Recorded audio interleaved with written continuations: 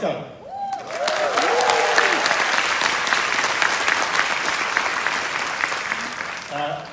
An apology, British weather. Because yesterday I got sunburned in Moscow. I didn't expect that. So, anyway, it's very nice to be here. It's my first time in Russia and first time in Moscow, obviously. So what am I going to talk about? Well, I'm going to talk about this idea of a designer becoming a publisher. And the reason I'm going to talk about that is because it's something that I feel very strongly about, that designers, graphic designers, product designers, digital designers, we're capable of doing more than just being a service-based designer. Nothing wrong with being a service-based designer, I still do it, but maybe, just maybe, we're capable of doing more. And one of the great things about being a designer is, and those of you who are designers, and I'm sure that most of you will know this, is we get a ringside seat to lots and lots of different ways of seeing how things work. And a friend of mine has a design company called Graphic Design and she called it that because it's always graphic design and something else. So my feeling was that I worked for many years, and I'll show you some work in a second, as a designer, but I felt there was something more I could do. And maybe I could become my own client. Maybe I wasn't destined to be totally dependent on clients.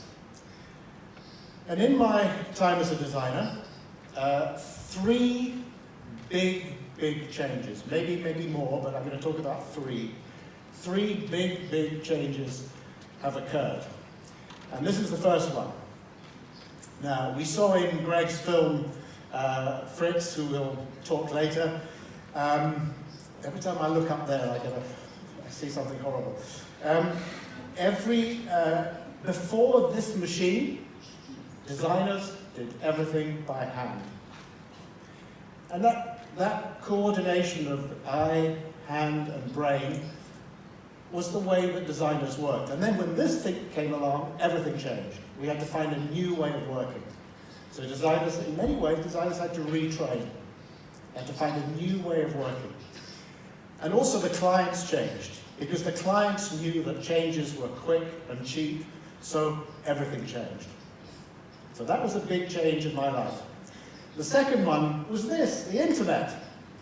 None of us, we can't live now without the internet, but when it arrived, it looked like this, really terrible. And designers suddenly were faced with a new way of working. How do you design for this thing? And it also introduced something new to design. The designer was no longer in control. We couldn't decide which browser a user was using. We couldn't decide how their monitor was calibrated. It required a different way of thinking about design because the user had an influence over what he or she saw. Users could change the typeface, they could change the colors, and this was a really big change for designers who were used to controlling everything 100%. So that was another big change. How do you work? How do you work with something where you're not in total control? And I think we're about to enter the third big change. I say about to enter, I think we're in it, but it's still very embryonic. Who wants to guess what the third big change in design is? Anybody want to guess?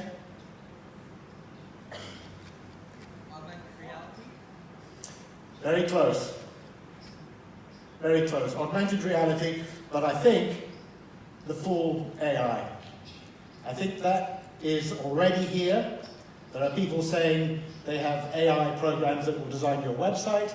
You don't need a designer.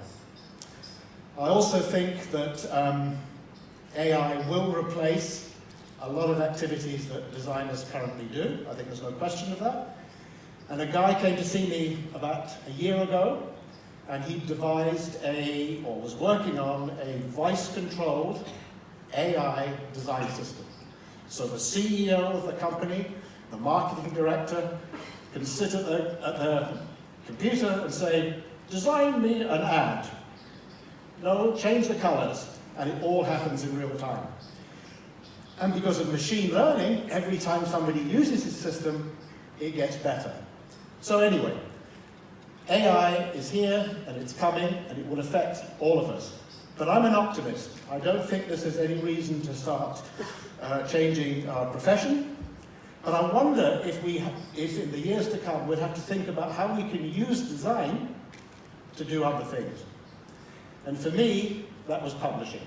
And I'll show you what I did, how I made that transition from designer to publisher. So first of all, I'm just going to show you some work. I had a design studio in London for 15 years, and we mostly designed record covers. Now, record covers, even the record business has been hugely affected by technology, and so is design. And it was a great world. We did wonderful work. We had great opportunities. We had good budgets. We were able to work on music packaging that we really loved. And then it all ended because of technology. Downloading started, Napster came along, and the record business went into a complete decline. And that changed everything. And we knew we couldn't carry on. And for me, the other thing that had happened to me is I'd become interested in writing. And I think designers, it's an important skill to have, to be able to express yourself through language, spoken language and written language. And I decided that I didn't want to work in a studio anymore, and I wanted to write. So I wrote this book, which kind of, for me, people are very kind about it, and they say they like it, and I'm very grateful. But for me, it was kind of the end of my time. It marked the end of my time as a working graphic designer. And I just wanted to write about the real essence of what it meant to be a designer. No one tells you what happens when you get your work rejected. What do you do when you've worked on something for 6 weeks and it gets rejected? So I wrote about all those subjects. But I'd also become interested in what in the West is called the design discourse, which really flared up in the 90s, mostly in America. But the whole question of what does it mean to be a designer? What are the ethical implications? What are the social responsibilities of a designer? And in order to be part of that discourse, that discussion, I joined Design Observer, which was a pioneering design blog. And so I wrote about all the issues that affect designers. And blogging at that time was a huge explosion of interest. It's changed a bit. I think it's moved to social media. But I really became more of a writer and an editor. And then one day I met this guy. This is a guy called Tony Brook, who has a studio in London called Spin. This is his website. I recommend you have a look at it. And Tony and his business partner, Patricia, I discovered that they had the same interest in me in taking control of their own work and becoming, in effect, publishers. So I sat down with Tony and we worked out how we could function as a publisher, owning the material ourselves, creating our own content and sending it out into the world. No clients. So Tony's an interesting guy. He's a very strange thing for me. I had no idea that this happened, but he was a collector of graphic design. And he buys on eBay and on auction sites wonderful examples of historical graphic design. He'd also done some self-publishing. I hadn't done self-publishing, but he produced a number of publications. So we felt between us we were able to start a publishing company. My interest was in the editorial side.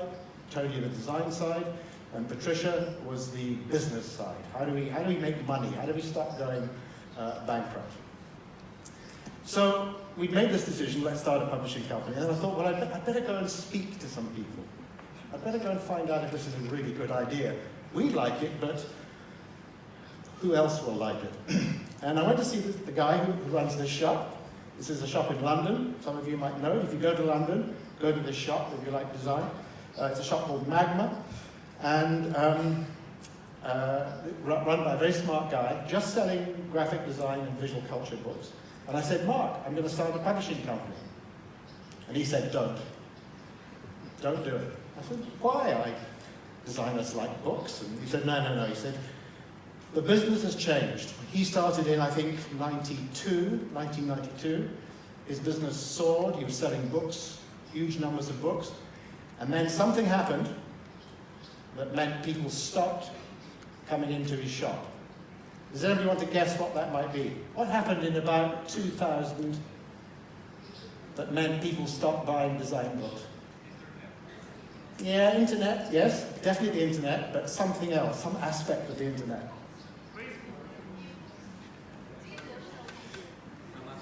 Yeah, all of these factors, everything you've said is true. They contributed, but there was one thing that changed everything. Google Images. It changed everything. So what used to happen with Mark's shop was people would come out, they'd buy armfuls of books because they needed reference. They're doing a project on trees, you go and buy 10 books on trees. Now what do? You put trees into Google Images and you get this.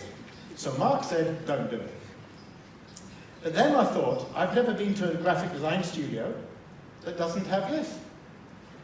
That doesn't have shelves and shelves. I've never been to any sort of design studio that doesn't have shelves. Yesterday I went to a wonderful Russian studio, Lebedev studio. Timur, I hope he's here, took me, and I had the most wonderful visit. And they had books everywhere. So I thought, maybe books for designers are not dead. And then I found this wonderful quote from Umberto Eco, a wonderful Italian philosopher, semiotic professor, and he said, the book is like the spoon, scissors, the hammer, the wheel. Once invented, it cannot be improved. You cannot make a spoon that is better than a spoon. And I felt that was the same with the book. E-books are great. I use e-books. I use the internet all the time. I'm like a teenager with my phone. I can't stop doing it. But the book, particularly for art and design, I think the book is still the best medium for conveying complex information. And I looked up some definitions of publishing, and I thought this for me was a really good one. Publishing is a set of historical processes and practices. Composition, editing, design, illustration, production, marketing, promotion, and distribution. All things, except maybe the last thing, all things that we do as designers. And publishing is a set of relations with various other institutions, commercial, legal, education, political, and cultural. Again, very close to what we do as designers. We get involved with all these disciplines. So we set up a publishing company called Unit Editions, and we said that we were books on design, for designers, by designers. And this was one of our frustrations with the traditional publishing world. They didn't really understand design. They understood publishing, but they didn't really understand design. And if you remember my book that I showed you, How to Be a Graphic Designer, I had to have a fight to have a typographic cover, because they said, oh, put some logos on, or put some visuals on it. And I said, no. Graphic designers, they like typography. So let's have a typographic cover. So those battles seem to me to be kind of counterproductive. So then we published our first book, a book called Studio Culture. And again, like my other book, it was trying to demystify. It was trying to say,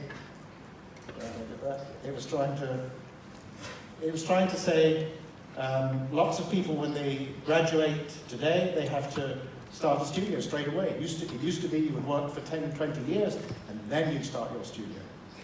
Nowadays, I'm sure many people in this room are doing this.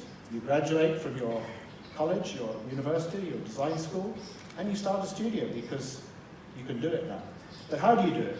Who do you ask? Who do you get to know? So this book was about that. And the problem we had was we used the traditional book distribution system. So this book went into bookshops, and we quickly discovered that it was not right for us. It was actually, we nearly went out of business with our first publication. I won't go into the technicalities of distribution, but you have to send huge amounts of books in advance to the public, to the distributor. The distributor takes months to sell them. They don't sell them all, so they send them back, and then months later they pay you. So hopeless. We couldn't live like that. So we thought, okay, let's be really modern about this. Let's only make our books available online from our website. So we set up a website. This is about 10 years old now, I think. But it worked. We were selling books all over the world. We send books to Russia.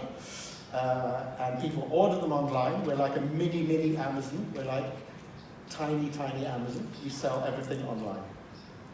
And then this was our first book that we produced only for online sale.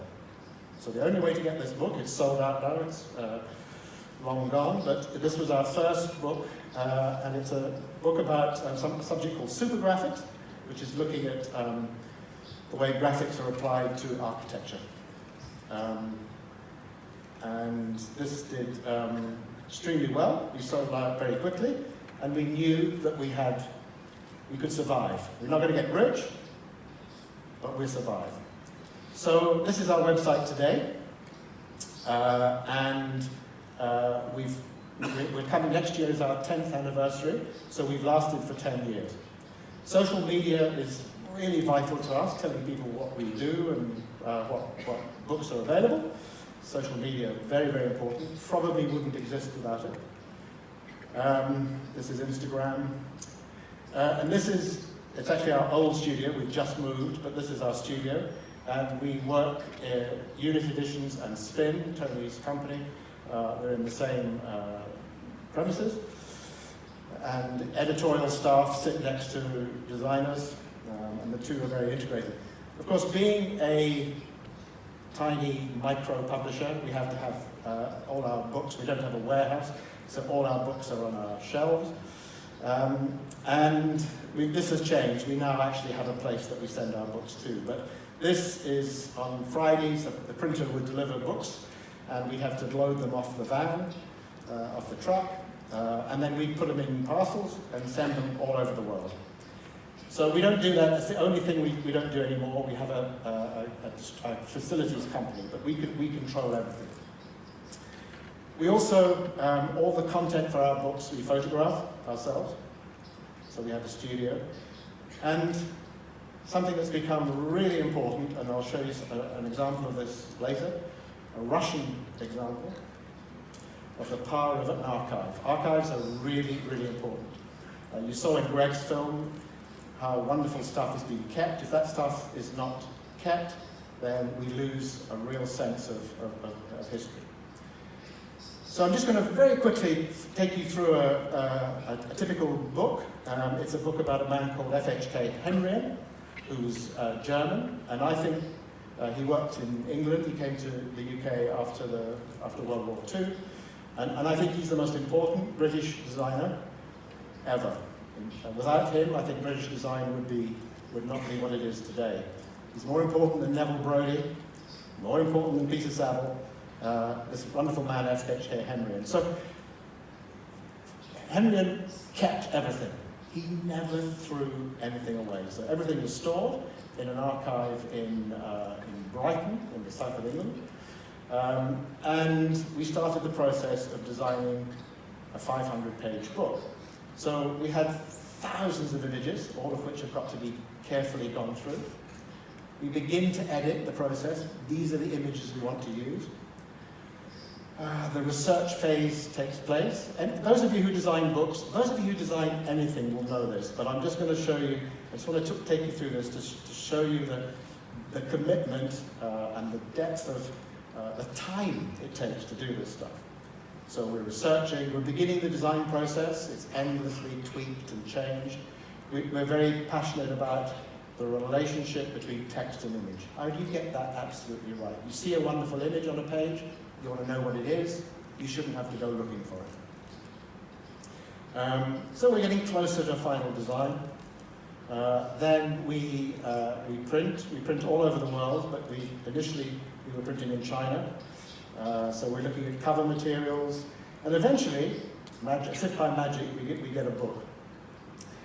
And I just want to show that process because it takes a long time, hundreds and hundreds of hours.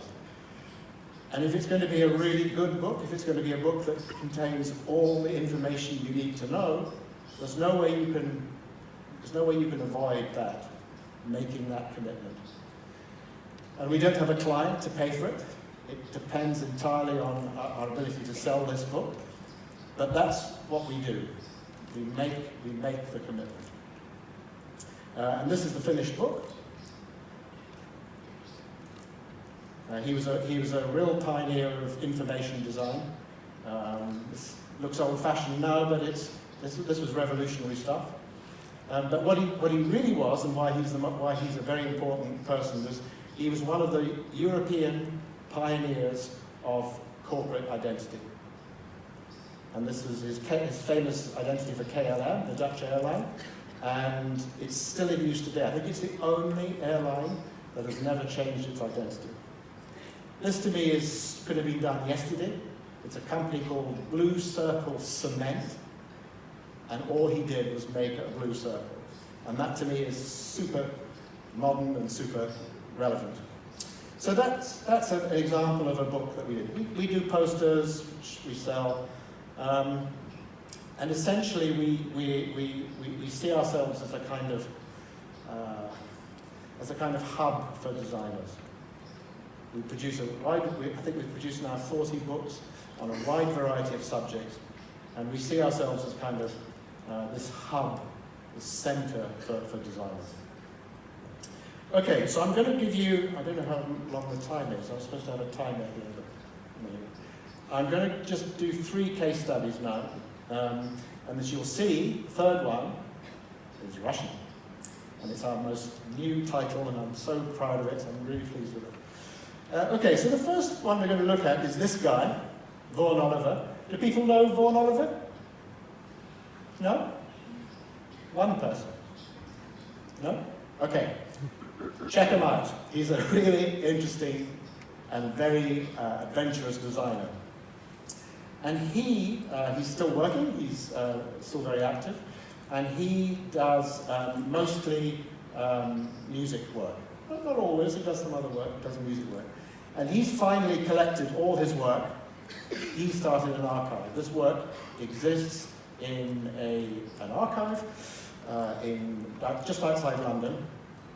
And we went to him and we said, we should do a Vaughan Oliver book. And he said, okay, there's my archive, get on with it. So we went to his archive, and these are some pages from the book. And as you can see, he's a radical designer. There's no one else quite like him.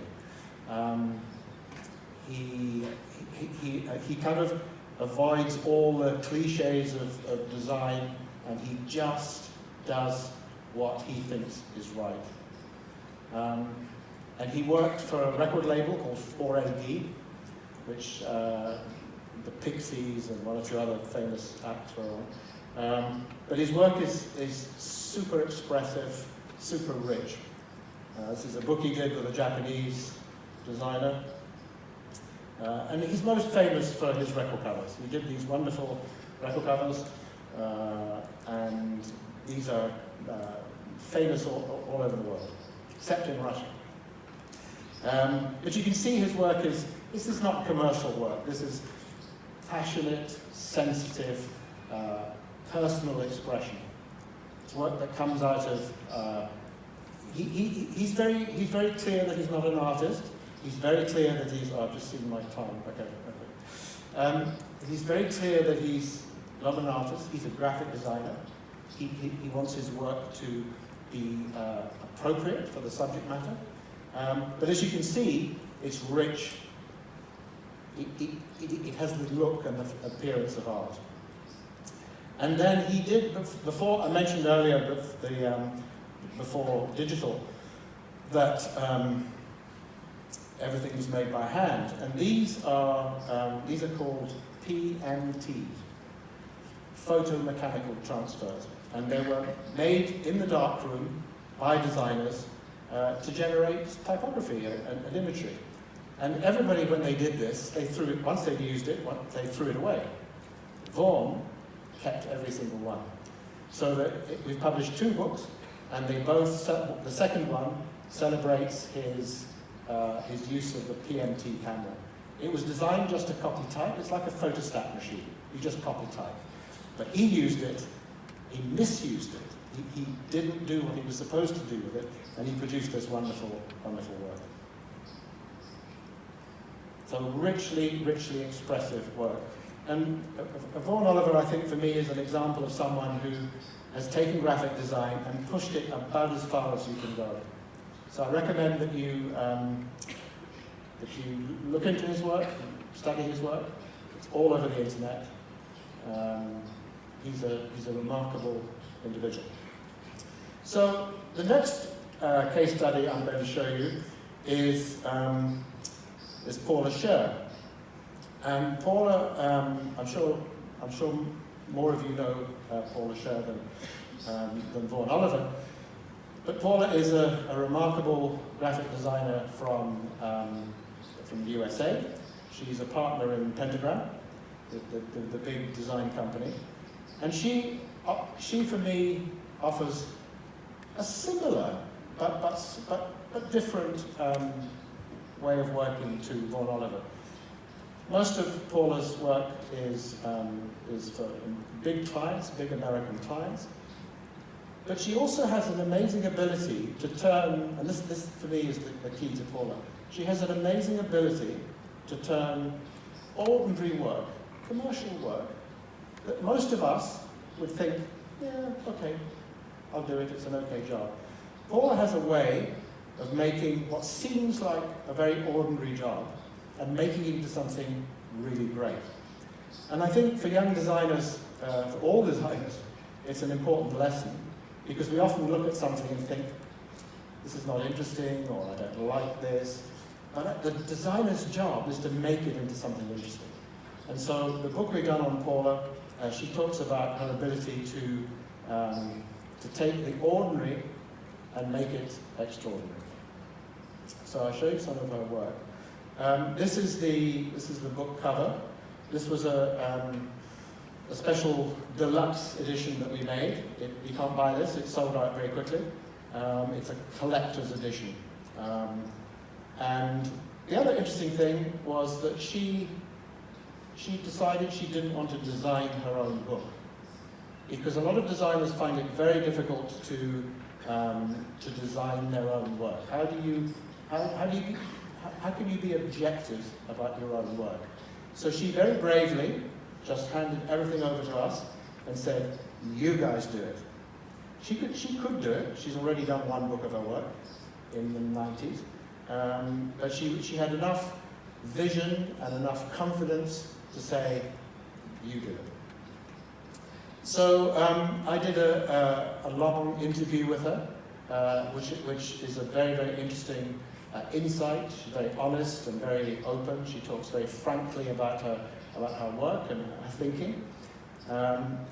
And then we just it's a 500-page book. We just looked at the different, we investigated the different styles of work. And she's very radical. This was a typography exercise for the New York Typography Directors Club. And, you know, Paula is in her early 70s, but she's still experimenting. Nothing stops her trying something new. And she's also, I showed earlier the book on supergraphics. This is a very good example of supergraphics. She was one of the more interesting people working in this area. And the technical definition of supergraphics is that it has to extend onto the ceiling. If I paint that wall, that's a mural. But if I go onto the ceiling and onto the chairs and the floor, then it becomes supergraphics. It's super sized. And these are some numbers in a New York office that she designed. And this again, more examples of her work in environmental design. But the interesting thing about Paula, I said at the beginning that she was a commercial designer. She believes in working with big clients, but she also does her own work. She designs maps. I haven't got anything to show you, but I recommend that you look at Paula Scher's maps. And this is art. She does it. There's no client. She does it for her own personal use. And in fact, what's happened is they've become very successful. They're now they exchange hands for a lot of money. Okay, so Znite. I hope I pronounced. Excuse my Russian pronunciation, but this is a really wonderful project that we've just literally. I think the book arrived on last Wednesday from the printers. And we're thrilled to be publishing it. Last year, there was an exhibition, or 2 years ago, there was an exhibition in London about this organization that existed in the Soviet Union in the 60s and 70s. And it was an initiative to bring design to the Soviet Union. And some of you will know about the famous, it was called the Kitchen Conference, when Khrushchev met President Nixon, and Nixon boasted to Khrushchev about the goods and household materials that Americans had. We've got fridges, we've got cookers, and Khrushchev felt that Russia needed to catch up. But anyway, so this organization called Znite, and it stands for the All-Union Scientific Research Institute into Technical Aesthetics. And the reason it used the term technical aesthetics was because the word design was banned in Soviet Russia. You couldn't call yourself a designer in Soviet Russia, but you could call yourself a technical aesthetician. So these guys set up, and well, I should just say that the exhibition in London was a big hit. People came, lots of people came. It won a prize as one of the best exhibitions in this particular design biennale. And we met a wonderful person, Alexandra Sakova. Is Alexandra here? I know she was going to try and come. Anyway, she runs something called the Moscow Design Museum, which doesn't, as far as I know, doesn't exist, except that she is working really hard to turn it into reality. And the brilliant thing that she did was she made sure that she collected all the work, because when the Soviet, with the collapse of the Soviet Empire, this work was dispersed. The organization had set up offices in all the major Soviet cities, and they were producing really, really interesting work. And the book is called Discovering Utopia, because it was a real attempt by these Russian designers and researchers and scientists to design a utopian nation. And I'll show you the work in a second. Unfortunately, with the collapse of the empire, most of the offices closed. I think the Moscow one stayed open for a while. And all the work became dispersed. It just disappeared. But Alexandra and some of her colleagues have been going and finding the members all of whom are in their 70s and 80s, and most of them had kept some of this stuff. So she's managed to pull it all together.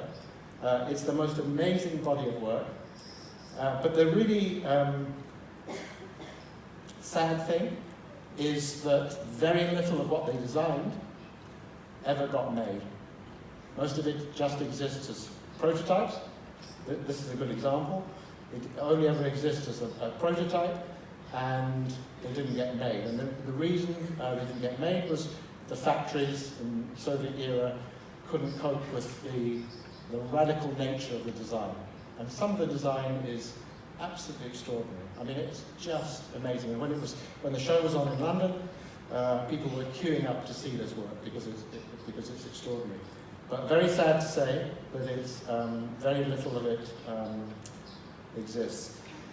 They published a journal called Technical Aesthetics. I'm sure they wanted to call it design, but they weren't allowed to. So this publication is called Technical Aesthetics.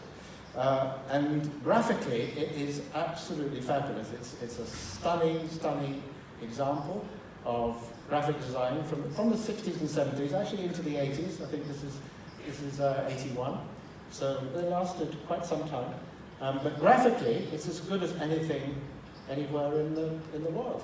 And I just think that this is not known. It's not known in the West. All the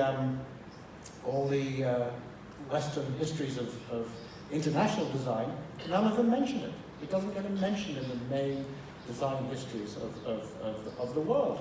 And I think this is very, very remiss. We've seen this fabulous vehicle, and the material, I mean, I'm only going to show you a small handful of images, but the material is absolutely breathtaking. And this was an early attempt to make a combined recorder and radio, but I just think it's absolutely beautiful, and it's something that I would like to own. And there's lots of pictures of the designers. What happened was, the other thing that happened that I should mention is that because none of this stuff, or very little of it, ever got made, the designers in the organization became very, very interested in theory. They evolved a theory. And in the West, we're encouraged to think of Ulm in Germany as the home of certainly of European design theory, design thinking. But actually, I think what you had in the Soviet Union was its equal. These guys were thinkers. They thought about design. They thought about its social responsibility, its ergonomic responsibility, and it really is a most sophisticated attempt to build a proper theory of design. And I don't have any clips from it, but we launched the book in London on Tuesday. We had a big turnout. It was like being in Russia. I was in a room with 40 people, all of them spoke Russian. And one of the things that came over very, very strongly was that these people were real thinkers and had a lot to say. And they've been interviewed. The film is I hope it can be shown in Moscow, because it's really worth seeing. So this is just a little clip from the book.